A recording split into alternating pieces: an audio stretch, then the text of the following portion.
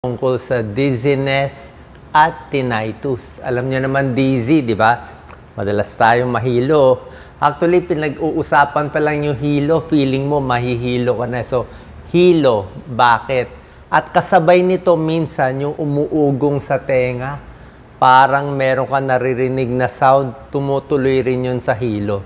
So, tignan natin ano dahilan ng vertigo, tinnitus, at ano yung natural na lunas at mga gamutan dito.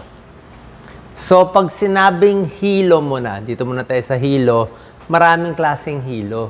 Okay? Ang tunay na vertigo, yun ang topic natin ngayon. Kung naka-experience na kayo, naka-experience na ako nito, talagang umiikot talaga ang paligid. Parang galing ka sa merry-go-round. Talaga, pag tingin mo talagang iikot siya. O, nakaupo ka lang o nakahiga ka, iikot siya talaga. Nakakatakot yan, nakaka-panic, strong sense of motion or spinning. Merong hilo na parang disequilibrium. Parang wala ka lang sa balance. Ibang usapan tong walang balance. Baka may edad, baka stroke, di ba? Merong lightheadedness na hilo, parang dumidilim, parang inaantok. Ibang klaseng hilo yon. May parang dumidilim, mawawalan ng malay, iba naman yon. Ang tunay na vertigo talagang umiikot. Minsan sumasabay ang ugong sa kanang tenga, kaliwang tenga, umiikot talaga siya. So ano gagawin natin? Bigyan ko muna kayo short tips. Basta may vertigo, upo ka muna. Okay? Upo, kunyari sa umaga nangyari, upo, dilat lang, tingin lang sa isang area. Okay? Pag nauuhaw ka, humingi ka ng tubig, baka wag na lang ikaw kumuha, matumba pa kayo, inom ka lang ng tubig para hindi ka ma-dehydrate. Tapos ingat lang na hindi ka matutumba, magsabi ka sa mga kasama mo sa bahay na may vertigo ka. Okay? Bawal ang alak, kape, at sigarilyo, lalong lalala. Maraming cause ng vertigo, kadalasan pagod, puyat, kaya tulog kailangan. Masyado maingay, masyadong noisy, masyadong maggalaw yung ulo, lalong magba-vertigo. Dapat dahan-dahan lahat. At huwag magpapanik. O, nakakapanik, isipin mo, nako, ano ba to? Stroke ba to? Ano ba nangyayari sa akin?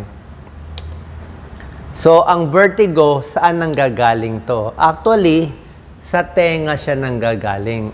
Maraming cause ang vertigo. Isang mga dahilan dito, pwedeng may sipon. Okay? Pag may sipon, maraming uhog. Diba? Marami kang sipon dito. Minsan pumupunta sa tenga. At namamaga yung tenga. Nagkakaroon ng tubig sa tenga. Pwede ring allergy. Pag sobra kang allergy, nagkakasipon din. Nasal congestion. Ayan, infection, nagsuswelling. Ito kasing nasa tenga natin, itong mga semicircular canals, siya nagsasabi sa atin kung nakaupo ba tayo, nakatayo ba tayo, nakabaligtad ba ulo natin. Yan ang pinakabalanse natin. Yan ang balanse natin. At sa loob nito, may mga crystals, may parang maliliit na crystals, nagsasabi kung anong position tayo. Okay? Yan ang mga cause, sipon, pwedeng allergy, pwedeng infection sa tenga. Merong isang sakit, medyo hindi ganun ka-common, Meniere syndrome. Yun din, nagkakos din ng vertigo, pati tinnitus sabay. Tinnitus yung umuugong. Naka-experience ba kayo? Ako, naka-experience ako ng tinnitus. Mas tumatanda, mas may tinnitus. So, vertigo, bukod sa hilo, pwedeng magsuka, parang mabibingi, walang balance, headache, not so much, mainly dizziness yan. So, dapat, pag nahilo na kayo, at alam nyo na nga, vertigo, pahinga na. Todo pahinga. Hinto muna trabaho. Best treatment, tulog. Actually, pag pinikit mo yung mata mo, lalo ka mag-vertigo. Pero, pwede naman basta steady ka lang. Ano na lang, dasal, kalma, tulog. I-pray mo na mawawala. Okay? Relax lang muna. Yan, tulog. Pagising mo, a little better. Pag naglalakad ka, may vertigo, nakakatawa nga, para kang talagang may alalay dapat. Uminom ng tubig, minsan pag dehydrated, hindi rin maganda, nagkakos ng vertigo. Yan, no? Pero pag gising ka, upo ka lang at pilit mo talaga nilalabanan ko yung vertigo ko. Tingin lang sa isang object. O kung meron kang television sa malayo, tingin lang doon. Doon ka lang tumingin. Focus ka. Kaya kahit umiikot-ikot siya dito, nakatingin ka lang sa isang object eh. So pinipilit mo, wag mahilo. Sa labat, pwede may tulong konti, pero merong mga gamot. Okay? May gamot para sa hilo, merong mga Meclizine, ito yung mga Bonamine. Wala po tayong na-advertise. Basta over-the-counter, maraming Meclizine, merong Dizitab, merong Betahistine, commonly known as Circ. Yan ang talagang nire-reseta ng doktor. Okay? So, upo, dahan-dahan ng lakad, huwag matutumba, hawak maigi, ha? Hawak. Baka matumba tayo. Pupunta sa doktor kung tingin mo sobrang lala yung vertigo, hindi mo alam gagawin. Actually, tinuturo ko na sa inyo dito. Or kung duda mo na yung hilo mo, hindi dahil sa vertigo. Baka ibang dahilan. Baka stroke, baka ibang problema sa brain. Yun, pwede ka na mag-isip. Mamaya i-explain ko ano pa yung mga possibilities sa hilo bukod sa vertigo. Yan. Pakita ko muna yung mga iba bago ko bigay yung gamutan sa vertigo. Pwede rin yung sinasabing ko ibang hilo na parang dumidilim, parang namumutla. Bagsak ang blood pressure. Check ang blood pressure. Ito, hinihimatay. Pwedeng poor blood circulation. Pwede rin yan. Abnormal heartbeat. Pwede rin yan. Nervyos, panic attack, diba? Hilo ka rin eh. Panic attack eh. Anemic, low iron, mga mapuputla, hinihimatay din. Low blood sugar, gutom. Okay? Mababa blood sugar, hilo din. Pero pag naka-experience ka na ng vertigo, alam mo na ano yung vertigo. Iba siya dito. Yan, iba ang low blood sugar. Brain tumor, stroke, iba yan. Usually, bulol, nanghina yung kamay. Pag vertigo, wala, okay ka lahat, malakas ka. Ano lang, hilo, at madalas may sabay na ugong. Heart attack, alam mo naman sa dibdib to eh, di ba? So, medyo iba to. Sa vertigo, ganito nangyari. Normally, merong mga crystal sa tenga natin para alam natin yung position ni. Pangalan nito, otoconia crystals. Ang problema, pag tumatanda tayo, minsan nalilihis siyang crystal o may infection sa ilong, may trangkaso o maraming allergy, maraming sipon. Connected kasi yung ilong sa tenga. So, pwedeng mamaga yan at malihis itong mga crystals. Kita mo, umalis yung mga crystals. So, pag nalihis siyang crystals, nahilo na siya, na vertigo na siya. Merong home remedy. Ito, turo ni Dr. Jim Di Magila. Okay? Isang home remedy, actually naman, kahit hindi nyo gawin to, okay na rin eh, kung takot kayo. Pero, kung sure kayo vertigo, pwede nyo itry to. Okay? Kung malalaman nyo kung yung ugong nyo galing ba sa kanan o galing sa kaliwa. Mas barado ba kanan tenga, kaliwa. Pero kung di kayo sure, ganito ginagawa. Let's say, right ang duda nyo. Nandito yung ugong. So, gagawin mo, titingin ka sa kanan, tapos hihiga muna. Ano, higa, ulo na sa kanan. Tapos mamaya, yung katawan nakagitna. Tapos mula ulo sa kanan, ulo sa kaliwa. Pwede rin naman nakaupo eh. Kanan, kaliwa. Pero mas maganda nakahiga, tapos dapa. Dapa yung katawan, nakababa yung ulo. So yung ulo, iniikot-ikot mo. Kanan, gitna, kaliwa, tapos tango pa bago upo. Dahan-dahan. Minsan mas nahihilo pa. Ano purpose nito? Ibig sabihin, itong mga crystals na naglalabasan, na mali ang pwesto, kumbaga ma-imagine nyo maraming mga buhangin na mali ang pwesto, binabalik mo siya sa tamang posisyon. Dapat may laruan ako ng bata. Di ba may game, may game na iba na may tubig, tapos may mga bola, pinapasok mo sa tamang butas. Di ba may ganong game? Dapat may dala ako noon eh. Ganon din ginagawa natin sa ulo natin. Na yung ulo natin, yung crystals, kanan mo na, kaliwa, taob, po. Usually 3 times to ginagawa. Dahan-dahan, 30 seconds per position. Pwede mo rin namang gawing left side. pabaliktad naman, kaliwa naman. Kaliwa muna umpisa, pareho din naman, kaliwa muna umpisa, tapos katawan muna, tapos gitna, tapos kanan, tapos papunta sa kanan. Pwede rin ganon. 3 times. Pero kung nahilo kayo, okay lang naman mahilo konti, stop nyo na. Hindi naman po to delikado, pero yan din ginagawa ng doktor. Ito usually, generic lang nilagay ko walang brand. Ito usually binibigay talaga ng doktor. Ito ang over-the-counter, Meclizine. Pero ang nire-reseta ng doktor, usually itong mga beta-histine, mas popular, mas mahal. Sinarizine, paminsan-minsan binibigay. Lahat sila anti-vertigo. Anti-vertigo. Ang pinakamadali makuha itong Meclizine. Meclizine, may Dizitab, may Bonamine, may generic, kahit ano pa. Usually, kahit anong hilo, pwede naman to. Sasakay ng kotse, sasakay ng airplane, nahihilo, pwede rin to. Para hindi magsuka. Ang ginagawa nito, para siyang antihistamine. So, yung utak, binabawasan niya yung hilo mo. Okay, pwedeng, kung makukuha ng Meclizine, okay na. 25 milligrams 2 times a day, over the counter. Bago mag-travel, bago mag-airplane, pwede 1 hour before uminom. Wala naman masama dito. Pero doon sa home remedies ko, usually gagaling na rin Ito, mas gusto ko siya, kaya lang mahal siya. Ito yung uso talaga, lalo na sa tumatanda. Kung kayo ay edad 50 pataas, mas common ang vertigo. Bakit? Siguro yung mga crystals natin sa tenga, mas mabilis matanggal. Itong beta-histine, commonly known as Circ, o kung meron pa ibang brand na generic, okay lang. Ang beta-histine, pwede siya sa vertigo, pwede rin siya sa tinnitus, sa ugong. Nung time na nabavertigo ako, naglalagay ako sa bag ko. Yung may bag akong dala, andun yung cellphone. Lagi ako may dalang tableta nito. Para just in case mahilo, makainom agad ako.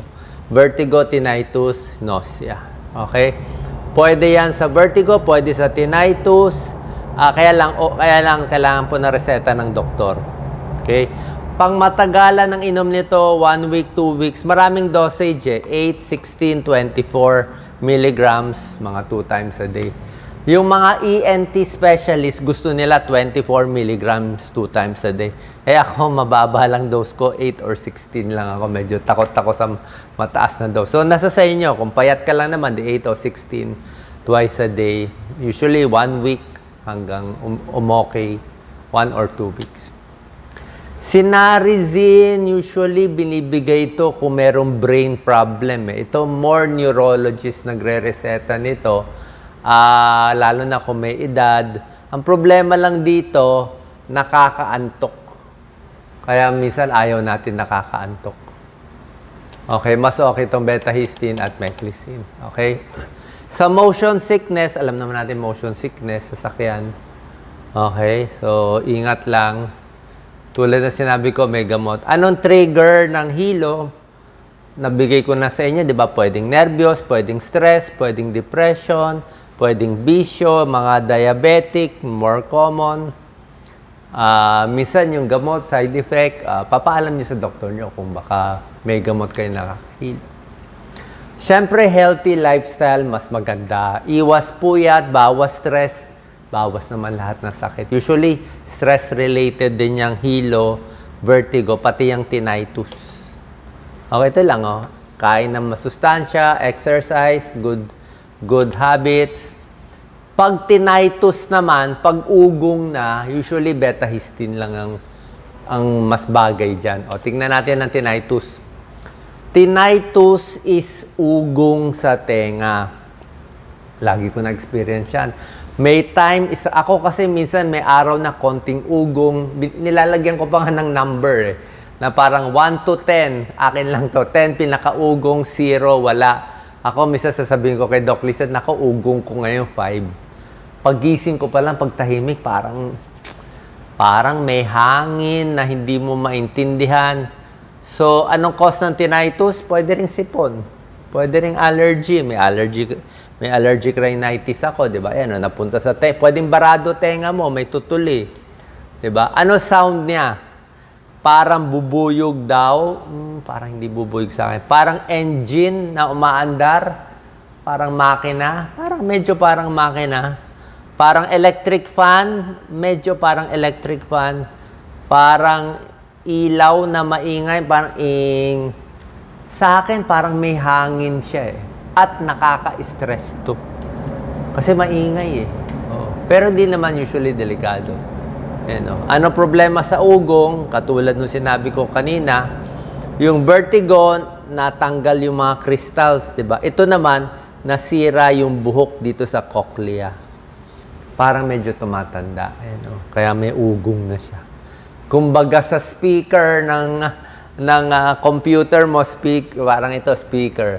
Parang sa mga speaker parang hindi na maganda yung sound pag tumatanda. Parang may damage na, kaya minsan tiis. Diba? Pwedeng may earwax, may barado, may infection, pwedeng may trauma, kaya nag-tinnitus.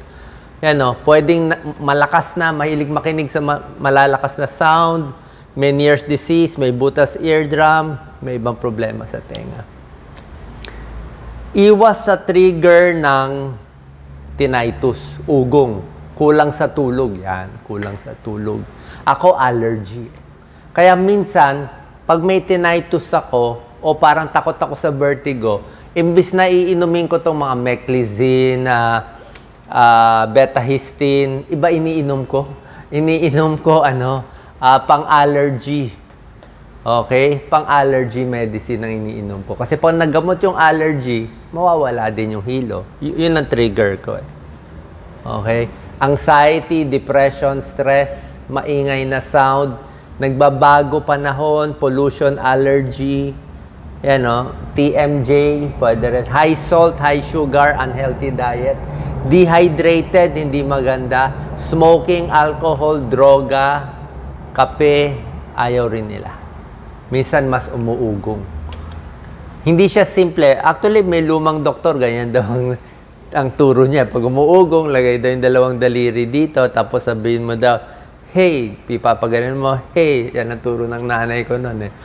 Pwede siguro, parang nawawala, napapop mo lang konti, parang nalalagyan mo lang ng sound. Baka makatulong, baka hindi makatulong, wala namang masama. Diba? Ito, betahistine, pang tinnitus, pang ugong. Kala nyo simple lang yung tinnitus, pero causes hopelessness, depression, isolation, sobrang stress.